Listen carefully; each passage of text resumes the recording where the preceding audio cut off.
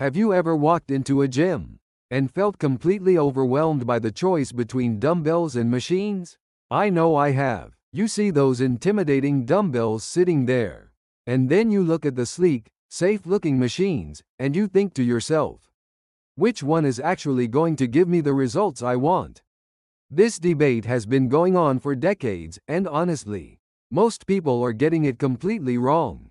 They think it's an either-or situation, but what if I told you that recent scientific research has revealed something that could completely change how you approach your workouts? By the end of this video, you'll know exactly which tool to use, when to use it, and how to combine them for maximum muscle growth. But first, let me share a shocking study that will blow your mind.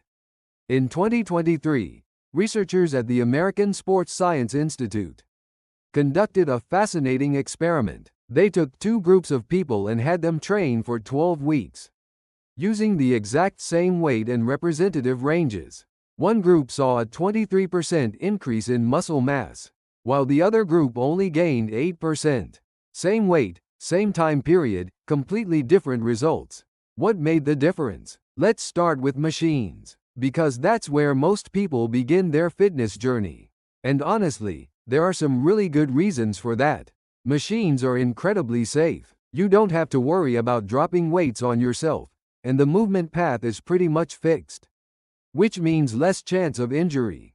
According to a study from Copenhagen University in Denmark, machine exercises have a 73% lower injury rate compared to free weight exercises.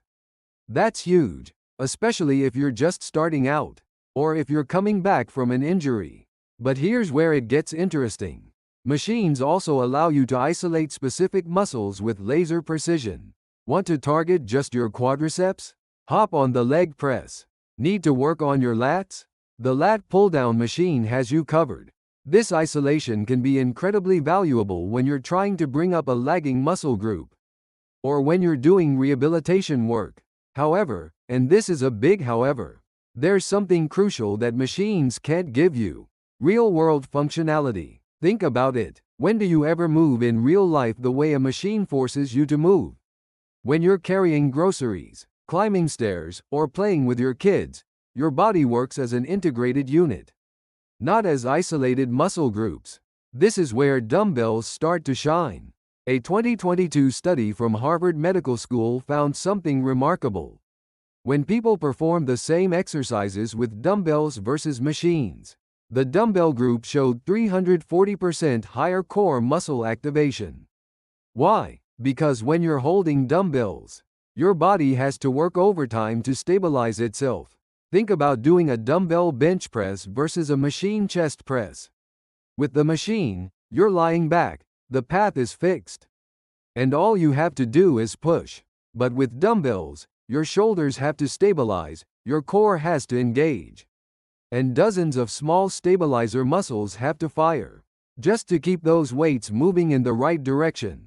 This is what we call functional strength, and it translates directly to real-world activities. But the benefits don't stop there. Research from the University of Birmingham in England followed 180 people for 16 weeks. The dumbbell group increased their overall muscle mass by an average of 18%, while the machine group only saw a 12% increase. But here's the really fascinating part. The dumbbell group also showed a 45% higher increase in IGF-1, which is one of the most important muscle-building hormones in your body. Why would this happen? It comes down to something called mechanical tension and metabolic stress. When you're using dumbbells, especially for compound movements like squats, deadlifts, or presses, you're recruiting way more muscle fibers. Your body interprets this as a greater threat to its current state, so it responds by producing more growth hormone and other anabolic factors. Now, before you rush off to throw all the machines out of your gym, let me tell you why that would be a huge mistake. The key isn't choosing one over the other. The key is understanding when and how to use each one strategically. Here's the truth that most fitness influencers won't tell you. The most important factor for muscle growth isn't whether you use dumbbells or machines. It's something called progressive overload. You need to consistently challenge your muscles. With increasing demands over time, sometimes machines are actually better for this. Let's say you can squat 100 pounds with dumbbells, but your grip gives out before your legs do. With a leg press machine, you might be able to handle 200 or even 300 pounds, giving your leg muscles a much greater stimulus for growth. This is exactly what researchers at the National Institutes of Health discovered in 2023. Groups that combined both dumbbells and machines saw 31% greater muscle growth than groups that used only one or the other. So how do you actually implement this in your training? It depends on your experience level and your goals. If you're a complete beginner, I recommend starting with machines for the first 4 to 6 weeks. Learn the basic movement patterns, build some foundational strength, and, most importantly, stay injury-free.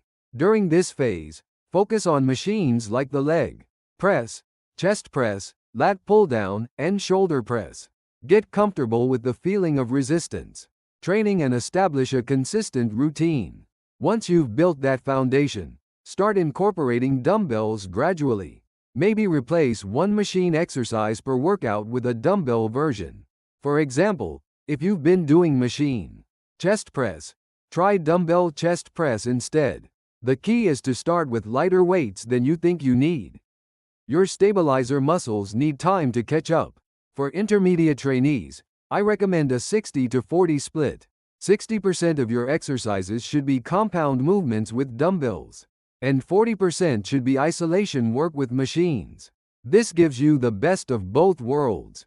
You get the functional strength and hormone benefits of free weights, plus the precision and safety of machines for detail work. Advanced trainees can push this even further, maybe going 70-30 or even 80-20 in favor of dumbbells. At this level, you should be comfortable with complex movements and have the stability to handle heavier loads safely. But here's where most people mess up. They think bigger is always better with dumbbells. That's not true. Form and control should always come first. I've seen too many people get injured trying to ego lift with dumbbells they couldn't handle properly. Always remember that dumbbells move in 3 dimensions, unlike machines that typically move in one fixed plane. This means there's more opportunity for things to go wrong. If you're not careful, start conservative, focus on perfect form, and gradually increase the weight. Your goals also matter tremendously in this decision. If your primary goal is muscle mass, lean more heavily toward dumbbells. The research clearly shows they're superior for overall muscle activation and growth hormone response. If you're focused on rehabilitation or addressing specific weaknesses, machines might be your best friend.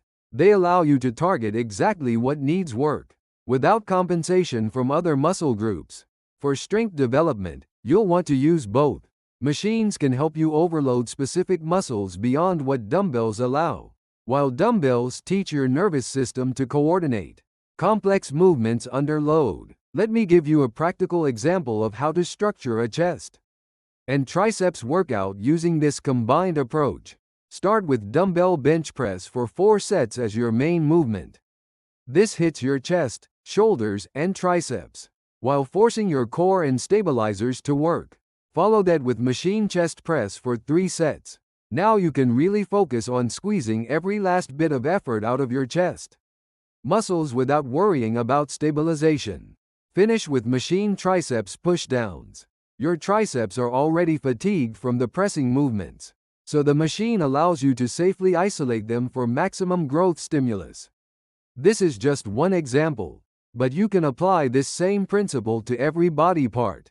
Use dumbbells for your heavy, compound movements, then machines for isolation and finishing work. There are a few critical safety considerations you need to keep in mind. First, never sacrifice form for weight, especially with dumbbells. A controlled movement with perfect form will always beat a sloppy movement with heavier weight. Second, if you have any history of injury, especially to your back, shoulders, or knees, work with a qualified trainer or physical therapist to determine the best approach for your situation. Sometimes machines really are the safer choice. Third, listen to your body. Some people naturally have better balance and coordination, making dumbbells feel easier. Others might have joint issues that make machines more comfortable. There's no shame in playing to your strengths. Stop thinking about this as an either-or decision. Start thinking about it as a both an opportunity. Your muscles will thank you, your strength will skyrocket, and you'll finally see the results you've been working so hard for.